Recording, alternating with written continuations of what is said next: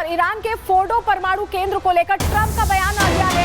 अमेरिकी बमबारी के बाद तबाह हुआ है न्यूक्लियर सेंटर। इजरायली एजेंट्स ने जाकर देखी थी तबाही। अब देखिए ट्रंप नई बात कह रहे हैं। इजरायली एजेंट वहां मौजूद थे ऐसा लग रहा है, और उन्होंने जाकर तबाही देखी है कि फोर्डो परमाणु केंद्र पूरी तरह से अमेरिकी बम्बार्डमेंट के बाद तबाह हो गया है। ये कह रहे हैं डोनाल्ड ट्रंप।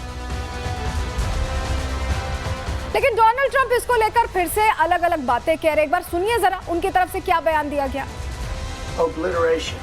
हमला विनाशकारी था और आप वहां देख सकते हैं। मुझे बताया गया कि वहां सब कुछ खत्म हो गया था।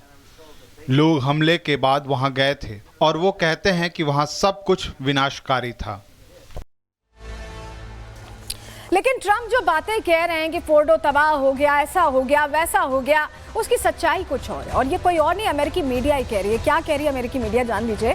अमेरिकी मीडिया रिपोर्ट के हवाले से हम आपको जानकारी दे रहे हैं। अमेरिकी हमलों के बाद एक खुफिया रिपोर्ट तैयार की गई थी। पेंटागन की एक खुफिया शाखा है जिसने रिपोर्ट तैयार की। हमलों ने परमाणु स्थलों को नष्ट नहीं किया है, ये रिपोर्ट से खुलासा हुआ है। परमाणु कार्यक्रम को 6 महीने पीछे ढकेलने की संभावना जरूर है, रिपोर्ट ये कह रही है, लेकिन नष्ट नहीं हुआ है। हमले के प्रभाव का विश्लेषण अभी भी जारी है और भी जानकारी मिलने पर रिपोर्ट में बदलाव हो सकता है। शुरुआती इनपुट ट्रंप के दावों की पोल खोलता दिखाई दे रहा है, क्योंकि ये अमेरिकी मीडिया खुलकर कह रहा है कि ऐसा नहीं हुआ है, ऐसा नुकसान नहीं पहुंचा है जैसा कह रहे हैं डोनाल्ड ट्रंप। इस बीच एक और बड़ी खबर आ रही है, इसका रुख कर रहे हैं ईरानी परमाणु केंद्रों पर हमलों पर। ट्रंप का एक और बयान, परमाणु केंद्रों पर मामूली नुकसान की खबर गलत है, ट्रंप कह रहे हैं। अमेरिकी हमले में ईरानी परमाणु क्षमता खत्म हो गई है। नाटो की बैठक में डोनाल्ड ट्रंप ने बयान दिया। नाटो की बैठक चल रही है, उस दौरान फिर से कह रहे हैं कि ये जो कहा जा रहा है ना कि फोर्डो को बहुत नुकसान नहीं हुआ है, ये खबर गलत है। मामूली नुकसान की खबर गलत है और बहुत नुकसान पहुंचा है। बार बार एक ही बात को ट्रंप कहते हैं, जिससे कि उनको लगता है कि बार बार कहने से शायद पूरी दुनिया उनकी बात मान ले। लेकिन अभी जो जानकारियां सामने आ रही हैं उसके मुताबिक तो यही है कि बहुत नुकसान नहीं पहुंचा है। हालांकि ऊपरी नुकसान पहुंचा होगा, लेकिन इतना नुकसान नहीं पहुंचा है कि सब कुछ तबाह हो जाए या ईरान बहुत पीछे चला जाए। तो डोनाल्ड ट्रंप देखिए फिर से कह रहे हैं कि जो खबर आ रही है कि परमाणु केंद्रों पर मामूली नुकसान हुआ है, वो खबर गलत है। लेकिन चलिए अब आपको बताते हैं। देखिए इससे पहले हमने आपको बताया अमेरिकी मीडिया ने कैसे बताया है कि नुकसान कम हुआ है। डोनाल्ड ट्रंप अभी फिर कह रहे हैं कि नुकसान हुआ है। अब हम आपको बताते हैं जेडी वेंस क्या कह रहे हैं, उपराष्ट्रपति। वो खुद मान रहे हैं, कबूल रहे हैं। सुनिए, अमेरिका के उपराष्ट्रपति जेडी वेंस ने खुद सच उगल दिया है। हमले के बाद ईरान का 400 किलो यूरेनियम गायब है। ये बहुत बड़ी खबर है। तो क्या मूव कर दिया गया था उससे पहले, अटैक से पहले? 400 किलो यूरेनियम करीब 60% तक संवर्धित है, ये रिपोर्ट सामने आ रही है। परमाणु बम बनाने के लिए 90% संवर्धित होना जरूरी होता है। ईरान 3 से 4 हफ्तों में 60 से 90% संवर्धित कर लेता है। रिपोर्ट्स ये खुलासा कर रही हैं 400 किलो यूरेनियम से 10 परमाणु बमों का निर्माण हो सकता है। अगर 400 किलो यूरेनियम संवर्धित करके रख लिया ईरान ने तो रास्ता तो तैयार है उनके लिए। क्या नुकसान हुआ उन्हें? अमेरिका आने वाले हफ्तों में ईरान के साथ बातचीत भी करेगा, रिपोर्ट ये भी बताती है, ये समझने के लिए कि आखिर हुआ क्या है, क्या वाकई ऐसा कुछ हो पाए जैसा वो दावा कर रहे हैं। इस बीच जरा अब आपको अगली तस्वीर दिखाते हैं, फोर्डो को लेकर जो दावा हो रहा है। जरा फोर्डो की तस्वीर देखिए, ये देखिए 23 जून को इजराइल ने अटैक किया है और ये हम पूरी तस्वीर दिखा रहे हैं। जो पूरा इलाका है, जो बिल्डिंग्स डिस्ट्रॉय हुई हैं, उनकी तस्वीर आप देख रहे हैं एरियल एंगल से। ये सैटेलाइट तस्वीरें हैं जो बताती हैं कि नुकसान तो पहुंचा है, लेकिन क्या ये इतना गहरा नुकसान है कि जो नीचे इसके अंदर पूरे टनल्स बनाकर यहाँ पर रखे गए हैं, परमाणु संवर्धन रखा गया है, वो वाकई ध्वस्त हुआ है, उसको नुकसान पहुंचा है? क्योंकि बेंजामिन नेतन्याहू कह रहे हैं कि उन्होंने जो चाहा था वो तो अचीव हो गया है। सुनिए इजरायली प्रधानमंत्री क्या कह रहे हैं।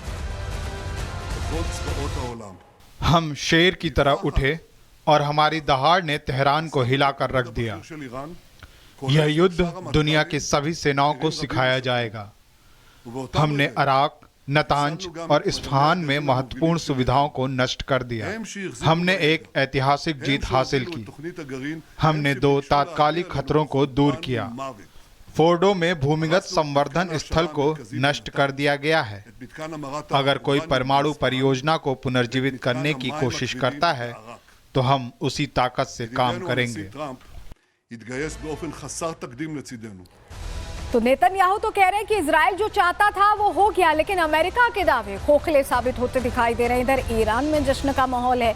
तो आखिर इन 12 दिनों की जंग में कौन किस पर भारी पड़ा, किसको लगता है कि वो जीत गया, कौन हार गया और किसकी दुनिया के सामने किरकिरी हुई है, डिटेल रिपोर्ट के जरिए आपको इस सवाल का जवाब देने जा रहे हैं। रिपोर्ट देखिए।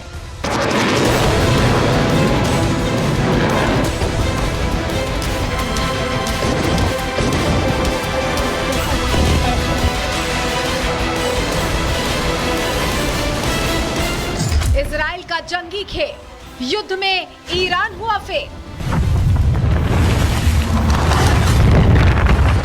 फोर्डो, नतांज, इस्फान परमाणु ठिकानों पर तबाही के निशान। इजराइल ईरान जंग को लेकर अमेरिकी राष्ट्रपति डोनाल्ड ट्रंप सीज फायर का ऐलान कर चुके हैं, लेकिन एक सवाल अभी भी बना हुआ है कि आखिर 12 दिन चली इस जंग में किसकी जीत हुई और किसकी हार। किसके हमले ज्यादा असरदार रहे और किसके हमले नाकाम।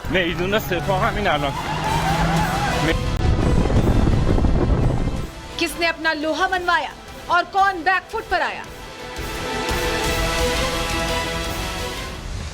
जंग शुरू होने से पहले और जंग में भी इजराइल के टारगेट सेट थे। इजराइल पहले ही ईरान को परमाणु कार्यक्रम बंद करने की चेतावनी दे चुका था, कह चुका था कि ईरान के परमाणु कार्यक्रम में इजराइल के अस्तित्व पर खतरा है और यही वजह है कि इस जंग की शुरुआत की। इजराइल चाहता था कि ईरान अपने परमाणु कार्यक्रम को बंद करे। यही वजह है कि इजराइल ने ईरान के परमाणु ठिकानों पर बम बरसाए। सबसे महत्वपूर्ण और सुरक्षित फोर्डो परमाणु साइट को ध्वस्त किया और अपना पहला टारगेट हासिल करने में कामयाब रहा। हालांकि कुछ रिपोर्ट्स के मुताबिक ईरान के परमाणु ठिकाने पूरी तरह ध्वस्त नहीं हुए, लेकिन ये सच्चाई है कि इजराइल के इन हमलों ने ईरान के परमाणु कार्यक्रम को कई साल पीछे ढकेल दिया।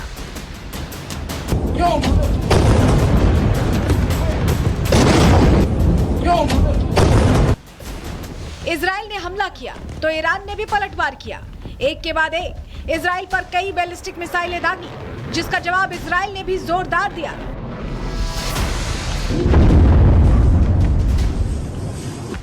और उन ठिकानों को निशाना बनाया जिनसे ईरान की सैन्य ताकतों पर असर पड़े।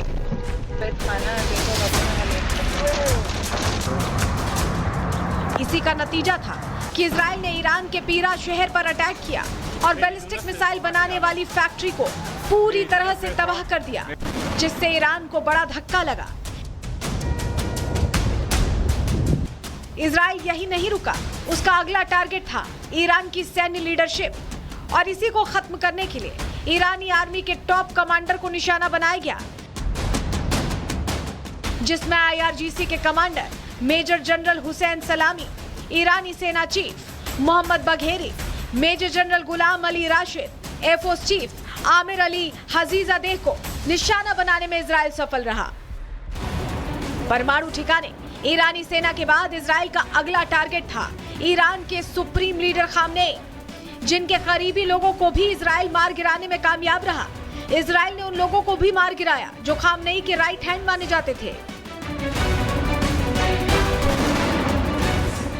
इजराइल ने जंग में साफ कर दिया था कि अगर ईरान का परमाणु कार्यक्रम बंद नहीं हुआ तो इस युद्ध का अंत खामनेई के अंत से होगा।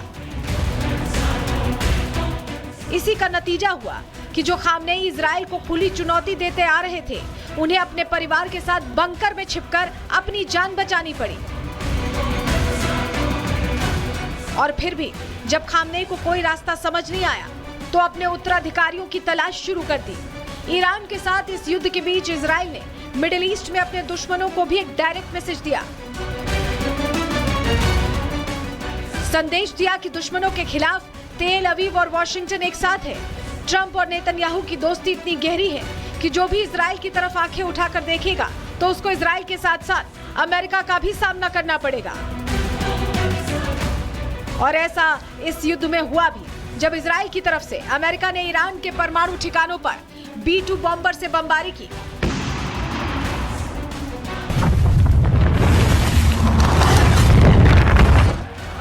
हालांकि ईरान सीज फायर के बाद जीत का जश्न मना रहा है, इजराइल को हराने का दावा कर रहा है। लेकिन सच्चाई तो यह है कि इस जंग में ईरान को भारी नुकसान पहुंचा है, जिससे ईरान बैकफुट पर आ गया है। एक तरफ तो इजराइल ने अपने टारगेट को अचीव किया है, तो दूसरी तरफ ईरान केवल इजराइल की ऊंची ऊंची इमारतों पर बम बरसाकर उसको अपनी जीत बता रहा है।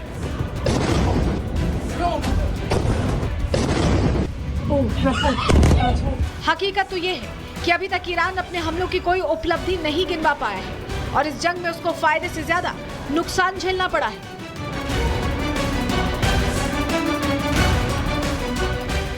क्योंकि इन 12 दिनों में ईरान ने अपने परमाणु ठिकाने खो दिए, परमाणु वैज्ञानिक खो दिए, IRGC के वरिष्ठ सैन्य अधिकारी और रणनीतिकार खो दिए, बैलिस्टिक मिसाइल की फैक्ट्रीज तबाह हो गई, IRGC का हेडक्वार्टर्स तबाह हो चुका है, मुख्य टेलीविजन के ऑफिस तबाह हो चुके हैं। इस युद्ध से ईरान की एक और कमजोरी सामने आ चुकी है। साफ हो चुका है कि ईरान का एयर डिफेंस सिस्टम बहुत कमजोर है, क्योंकि पहले तो इजराइल ने ईरान पर मिसाइलें दागी, बमबारी की और फिर अमेरिका ने ईरान में घुसकर उसके परमाणु ठिकानों को निशाना बनाया। उससे ईरान के एयर डिफेंस की पोल खुल गई है। हालात ऐसे हो गए हैं कि ईरान का एयर डिफेंस सिस्टम इजराइल और अमेरिका के एक भी हमले को पूरी तरह से नाकाम नहीं कर पाया। ईरान की सबसे बड़ी हार तो तब हुई जब अमेरिका और इजराइल दोनों ने ही तेहरान के एयर स्पेस पर कब्जा होने का दावा कर दिया, जिसको ईरान ने अब तक खारिज भी नहीं किया है, जिससे दुनिया के सामने ये आ गया कि ईरान की हवाई सुरक्षा कितनी हवाई है। Bureau report, Republic Bharat.